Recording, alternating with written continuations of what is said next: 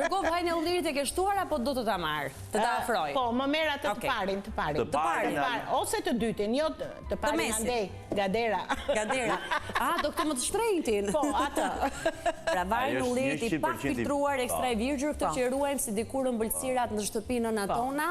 Vetëm për kur vinin miq. Ne kemi në recetat veçanta këtë vaj. Ky është më i kushtueshëm, si që shikoni. Do ta bëjmë sot. Nuk ka mbaruar. Përkundrazi, mezi ka nisur. E kemi komandën këtu për të hapur. Ja i përziem të gjitha erëzat kështu. Jugut 100% model shqiptar.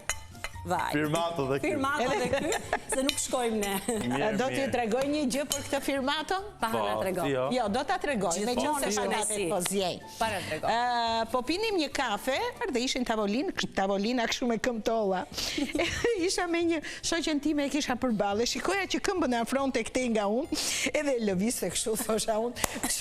Po çka ke o gruj thash, që lëviz ka shumë. Lëviz ka shumë. Pas ka qenë shoqë lëviz.